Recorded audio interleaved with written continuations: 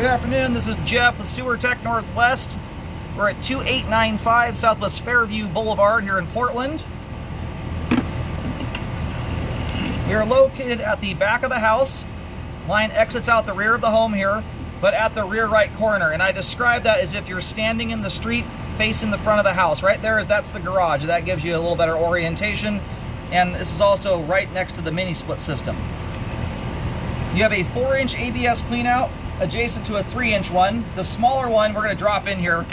Usually the 3-inch is going to be your storm system cleanout, and yep, there's the sewer line right there. And the 4-inch larger diameter one is your sewer cleanout. We're going to check the overall condition, serviceability of the sanitary sewer line. Water is running, and I just zeroed out. You got a little bit of a wonky pipe joint right out of the gate there. It looks very minor. We'll take a better look at that on the way out when the line's drained.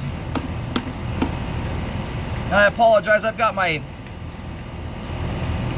non-auto leveling camera here today. My other ones are in the repair shop. My fancy new wireless system does not allow me to flip the image over like my old system did. So anyway, it doesn't bug my eyes at all. I've been looking at stuff like this for 13 years, but I know that's kind of a little funky looking.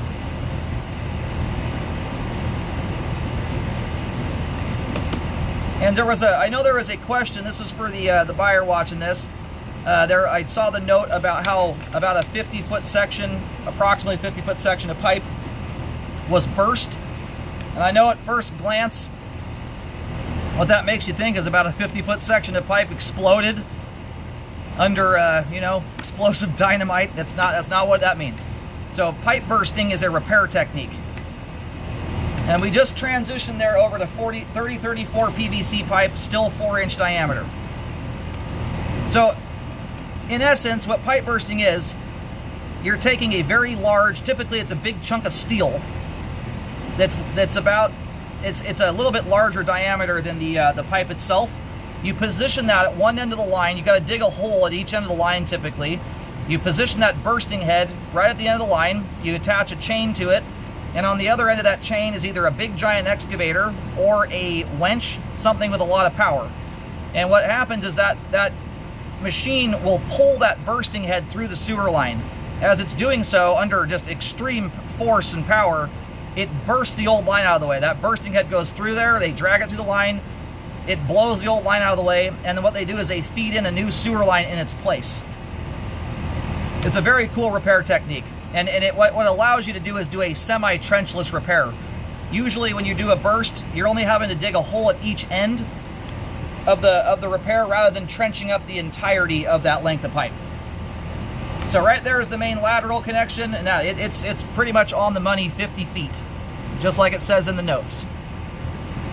And we're going to go do some locating really quick here while the pipe drains out, and we'll pull back and take another look. So far, nice looking sewer line. Alrighty, located the camera head successfully. Again, as you face the house from the street, the line exits out the rear, at the rear right corner of the home, but it goes out the back of the home. Then crosses from right to left, and where the line terminates is very near the rear left corner of the property. I just picked that locate up just on the other side of the retaining wall. There at the back left corner of the property. You can kind of see where the dirt there is kind of still, it's just raw dirt where you can tell where they dug a hole there at some point in the past.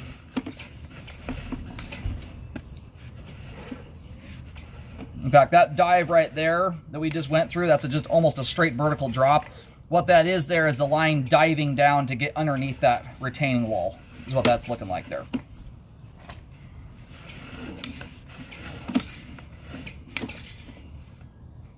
All right, transition joint looks tight. And I mean sealed up tight, not like tight like what we used to say back in the 2000s. And this is an absolutely spiffy clean line. This is exactly how you want your sewer line to look right here. And that is made possible by essentially one living habit, and that is not, obviously you want to keep paper towels and wipes and things like that out of your line. But the thing that gunks up sewer lines like no tomorrow is putting greases, fats, and oils down your kitchen sink drain. Whoever's been living here has done a fantastic job of not doing that. I mean, there is hardly any signs of life in this sewer line. Another joint there that is just slightly out of whack. The joint is very sealed up. There's almost no lip on it or anything. They just didn't get the pipe ends butted up all the way against each other when they affixed that one in place. It's no big deal. It's a visual blemish is all that is.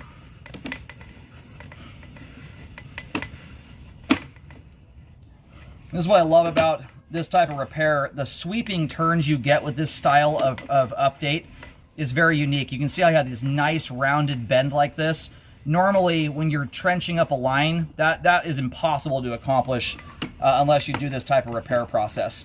You don't have all these 45-degree turns, kind of hard turns. You get these nice, sweeping, very gentle turns, which are ideal to have. Hard turns, even 45, stuff like that, they're just natural pinch points that slow things down. So it's a cool repair process, and you get some advantages like that out of it. You just get this nice, smooth running line. And again, that joint right there, very similar to the one up ahead. Just barely out of whack. They're sealed up. There's no signs those are open to the ground. And if they are, generally you have very obvious signs of it. You'll usually have earthworms in the line. You'll have dirt streaks, groundwater stains going down the sidewalls. It's pretty bonehead obvious when you have open pipe joints.